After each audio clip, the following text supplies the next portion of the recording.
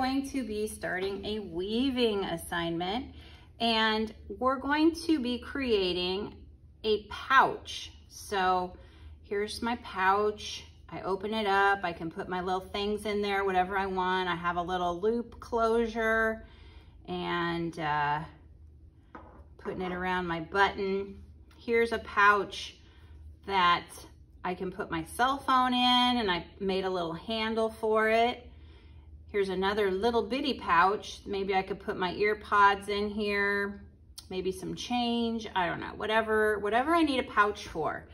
All right, so to start this out, we are going to be creating a loom, okay? And a loom is a thing that you weave on, okay? And we've got two parts to a loom. We have the warp, which goes up and down, which is like the bones of our weaving. And then we have the weft, which is like the skin that we put our weaving on.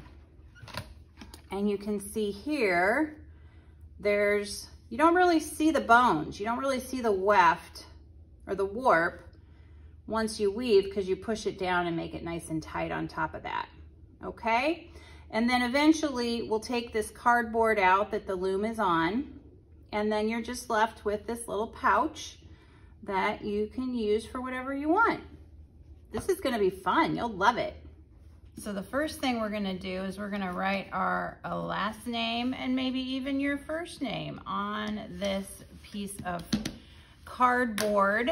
And then we're gonna take a ruler and we're going to draw a line, not quite the width of a ruler, but maybe partial, like 3/4. And it should be about as thick as your finger, all right? Then what we're gonna do is we're gonna take the ruler and we're gonna mark every 1/4 inch. Okay, so we're gonna mark every 1/4 inch. All right, there we go. All right, so then we're gonna just draw the lines up, and this is going to be the notches where we make our loom. So we're making a loom today out of cardboard.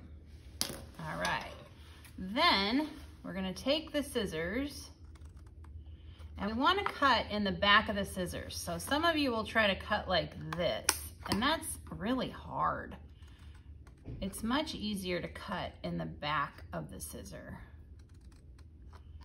Okay. All right.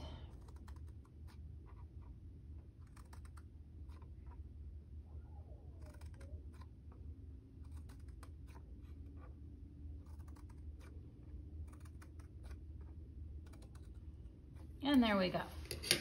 All right, then we are also going to make a little notch right here. Okay, is I'm going to first take and attach the yarn to the board by just going like that, okay? And that's gonna keep it, you know, I mean, you could use tape, but this works just fine too. So I'm gonna go through the first notch, go all the way around the board, and back through that notch. So I went all the way around. Now, my string is in the back, so I need to get to this second notch. So I'm just gonna bring it over, okay? Then I'm gonna go all the way around again, like that. Now my string is in the front. So I need to get to this third notch, so I'm gonna go over, all the way around, and now I'm in the back, so I'm gonna go over to the next notch, go all the way around. Now I'm in the front, so I'm gonna go to the next notch, go all the way around, Hopefully you're seeing a pattern. Now I'm in the back. So I'm gonna go through the next notch, go all the way around, go to the next notch, go all the way around. I'm in the back, go to the next notch, all the way around. I'm in the front, go to the next notch, all the way around. I'm in the back, next notch, all the way around. I'm in the front, next notch, all the way around. I'm in the back, next notch, all the way around. Going to the next notch, all the way around. Going to the next notch, all the way around. Okay, now I've got one more notch, so I'm gonna go over to it. I'm gonna go down, and I'm just gonna hold it, and I'm gonna count. 1, 2, 3, 4, 5, 6, 7, 8, 10, 11, 12, 13, 14 on that side.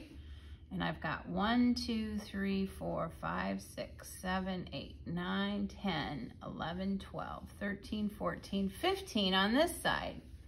Okay, so I have 14 here, 15 here, and that's what I want. Not 14 and 15 necessarily. I just want an even number on one side and an odd number on the other side. Doesn't matter what number. It could be 11 and 12. It could be 9 and 10. It could be 19 and 20. It doesn't matter. You just need to have one side odd, one side even. Doesn't matter which side. What I'm gonna do is I have this string right here, okay? And I need to anchor it so that it stays put. So what I'm gonna do is make another notch, just like I did over here. And I'm gonna come around. Come on now. And I'm just gonna hold it. Hold it and put it through that little notch. There we go. That'll hold it. And again, if you want to tape it, fine, but I just don't like tape.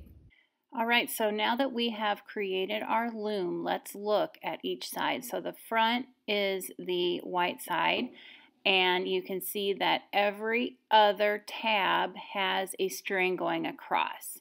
If we flip it over to the burgundy side, it's the same thing. The opposite is going on, so every other one has a piece of string going from one tab to the next with a blank tab in between. And this is what the loom should look like. All right, that's done. I have my loom. My name is on my loom. That's step one.